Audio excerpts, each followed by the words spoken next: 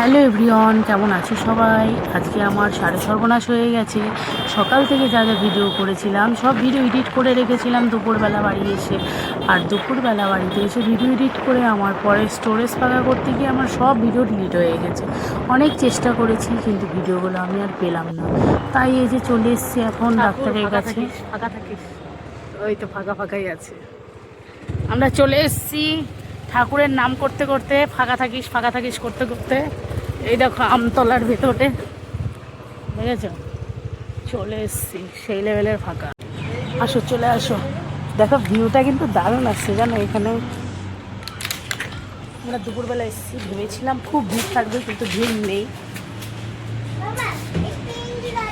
ওই যে বাবাই ললিপপ খাচ্ছে। এই ললিপপ খাওয়া হলো তোর? আর কতক্ষণ খাবি? আমাদের আজকে খুব তাড়াতাড়ি হয়ে গেছে, আমরা খুব হ্যাপি। চলে আসো, আজকে পুরো ফাঁকা দেখো। এর আগে একদিন দুপুরবেলা এসেছিলাম, পুরো ভর্তি ছিল। আয় আয় আয়।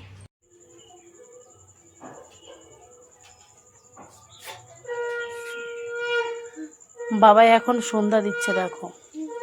আর আমার বিছানাটার অবস্থা দেখো। এখন এগুলো ক্লিন করব, তারপরে এখন অনেক কাজ আমার। আজকে মনটা একদমই ভালো নেই, কারণ ভিডিওগুলো সব ডিলিট হয়ে গেছে, সেই জন্য মনটা ভালো নেই।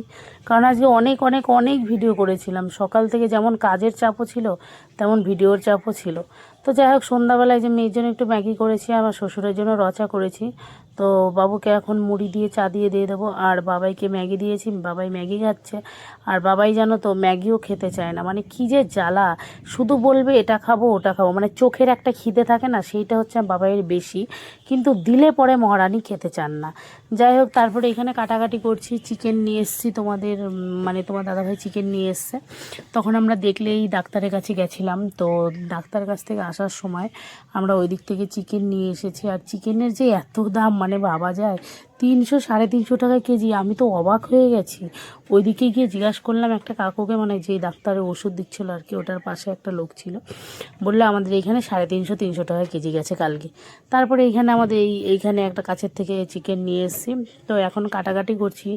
আর আজকে একটা খুশির আরেকটা খবরও আছে, সেটা হচ্ছে তোমাদের দাদাভাই বলল যে তুমি কাটাকাটি সব করে রাখবে, আমি হচ্ছে তোমার চিকেনটা আজকে রান্না করব। তো সেই আনন্দে আমি কাটাকাটি করছি।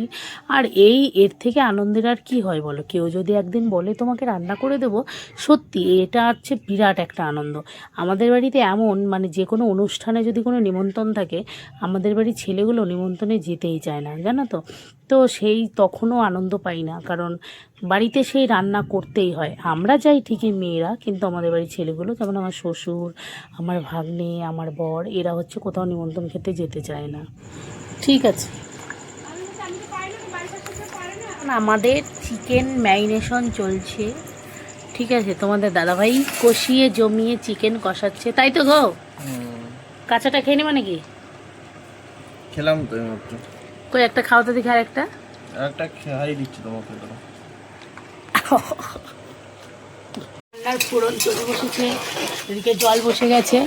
আর এই যে আজকে আজকে কুক করছে আমার কর্তা, আর আমি এখানে রেস্ট নিচ্ছি, রেস্ট। দেখো মশলাটা কিন্তু দারুণ কষানো হচ্ছে, মশলা থেকে তেল অলরেডি ছেড়ে দিয়েছে। আর কি দারুণ গন্ধ আসছে গো, শুনছো? বাবা, বরটা ঘেমে গেছে গো। চিকেনটা ম্যারিনেশন করে রেখেছে তোমাদের দাদাভাই কি দারুণভাবে। আর এই যে দেখতে পাচ্ছ ঠ্যাং, আমাদের ঠ্যাং, বুঝতেই পারো আমরা গরিব মানুষ, ওই জন্য আমরা ঠ্যাং খাই। কি করব, ঠ্যাংয়ের তো অল্প দাম, ওই জন্য নিয়ে আসি। আর যারা ঠ্যাং খেয়েছে তারা মাংস খেতে চায় না, কারণ ঠ্যাংয়ের যা টেস্ট আছে সেটা অন্য কেউ বুঝবে না। ঠিক আছে, ঠ্যাংয়ের ভেতরে একটা কচকচি ব্যাপার আছে, আর দারুণ টেস্টি বলতে পারো আর কি। আর বাবা এখানে পড়াশোনা করছে। এখনই যা কালারটা এসেছে না, মানে কি বলবো। বাবাই প্রতিবার আমি রান্না করি, দিতে হবে না। আর প্রতিবার আমি রান্না করি, আমার বর খায়। আর এবার আমার বর রান্না করছে, আমি খাচ্ছি। সত্যি দারুণ হয়েছে চিকেনটা।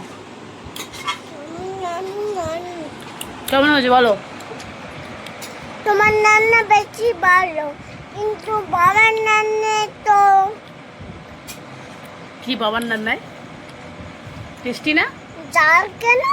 তাই ঝালই হয়নি আমার মতো। দেখো বাটার দিয়েছে তোমাদের দাদা ভাই। চিকেনটা তোমরা জাস্ট শুধু একবার দেখো। হ্যাঁ মনে হয় একবার শুধু দেখো কি কালার এসছে, ফোনটার মধ্যে বোঝা যাচ্ছে না কিন্তু দারুণ এসেছে সিরিয়াসলি বলছি।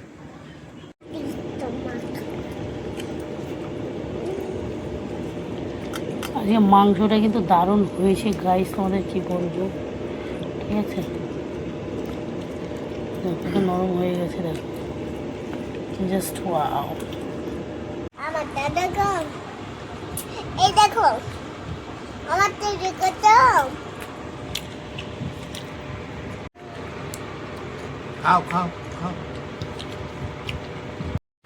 তোমাদের দাদা ভাইয়ের কাছে একটা রিকোয়েস্ট করেছিলাম যে আমি কিন্তু ঠ্যাং খাবো, তুমি মুরগির দোকানে গেলে প্লিজ ঠ্যাং আনবে, কিন্তু ও তো যায়নি, গেছিলাম আমি, আর আমি ঠ্যাংটা নিয়ে এসেছি জানো। ও তো জানেই না, ও দেখলে তো ভীষণ রেগে যাবে, ও বেচারা ঠ্যাং ফ্যাং খায় না, ওর নাকি ঘৃণা লাগে। তো যাই হোক আমার কিন্তু সেই স্বাদ লাগে, তোমরা একবার ট্রাই